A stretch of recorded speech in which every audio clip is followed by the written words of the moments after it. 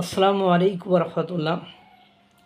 ভারত জানে কিভাবে টিট ফর ট্যাট করতে হয়, কিভাবে আপনার সাইজ করতে হয়। এটা ভারত খুব ভালো মতোই জানে।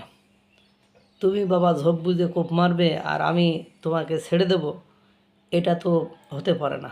তোমাকে সময় পেলে তোমাকেও যে ভস্তাই দেবো, বা তুমি যেমন সুযোগ সন্ধানী, কাউকে বিপদে ফেলে কুপঘাত করতে চাও, তোমাকেও সুযোগ পাইলে আমু যে কুপঘাত করব, এটাই তো জগতের নিয়ম।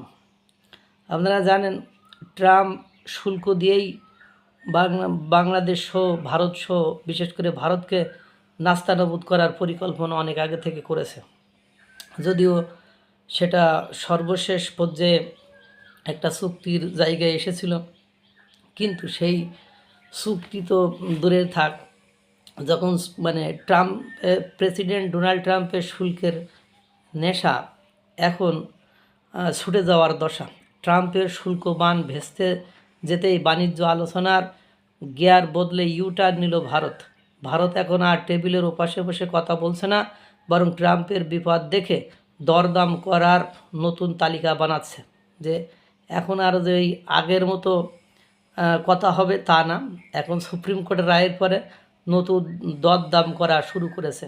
গত 22শে ফেব্রুয়ারি ভারতের একটি প্রতিনিধি দলের ওয়াশিংটনের উদ্দেশ্যে অন্তর্বর্তী রওনা হওয়ার কথা ছিল। সেখানে একটি আপনার অন্তর্বর্তী বাণিজ্য চুক্তি চূড়ান্ত করার পরিকল্পনা ছিল, কিন্তু মার্কিন সুপ্রিম কোর্ট ট্রাম্পের শুল্কের যে আইনি ভিত্তি অবৈধ ঘোষণা করায় এখন চুক্তি নিয়ে গড়িমসি করছে ভারত।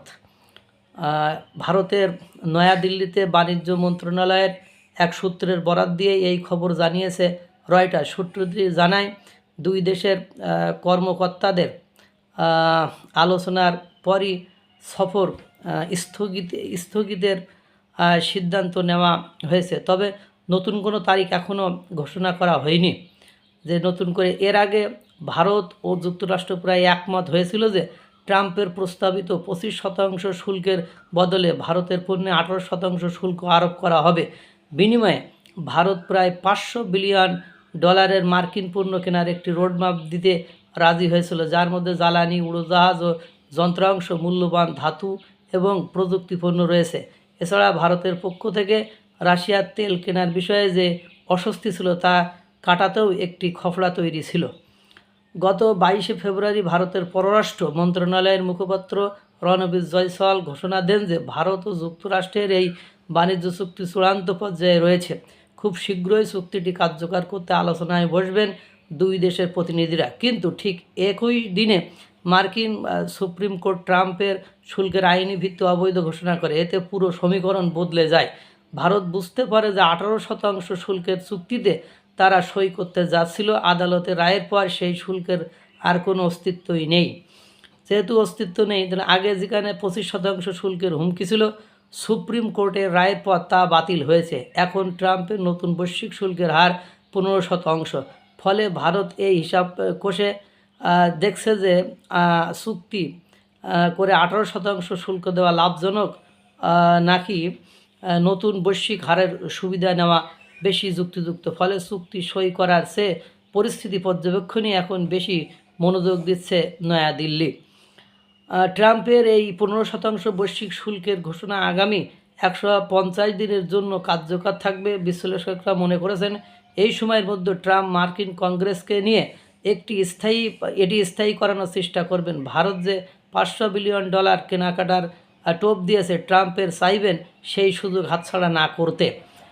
অন্যদিকে ভারতের বাণিজ্য মন্ত্রণালয় এখন খতিয়ে দেখছে যে ট্রাম্পের এই নতুন 15% শুল্কের ঘোষণা কতদিন টিকবে। ভারত হয়তো এক্ষেত্রে শুল্কের হার 15% থেকেও কমিয়ে আনার দাবি তুলতে পারে। সেই সাথে ভবিষ্যতে আর কোনো শাস্তিমূলক শুল্ক বসানো হবে না, এটির প্রতিশ্রুতিও চেয়ে বসতে পারে ভারতের সরকার। মীর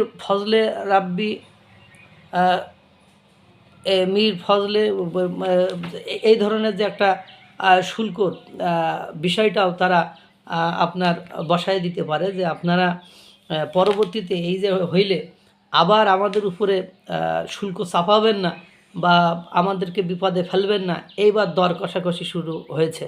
অর্থাৎ মানে বিপদে ফেলে যেমন আপনি আমার কাছ থেকে দাবি আদায় করতে চেয়েছিলেন, এখন আমি যেহেতু সুযোগ পেয়েছি আমিও আপনাকে একটা ঝোপ বুঝে কোপ মেরে দেবো। এটাই হলো জ্ঞানের চর্চা, যে tit for tat, necessity knows no law, যে প্রয়োজনে কোনো বাধা মানে না, যে everything is fair in love and war, ভালোবাসা এবং যুদ্ধ সব কিছুই ঠিক।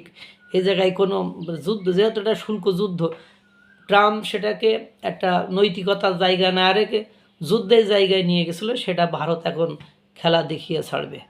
আল্লাহ তাআলা সকলকে ভালো রাখুক, সুস্থ রাখুক। আসসালামু আলাইকুম ওয়া রাহমাতুল্লাহ।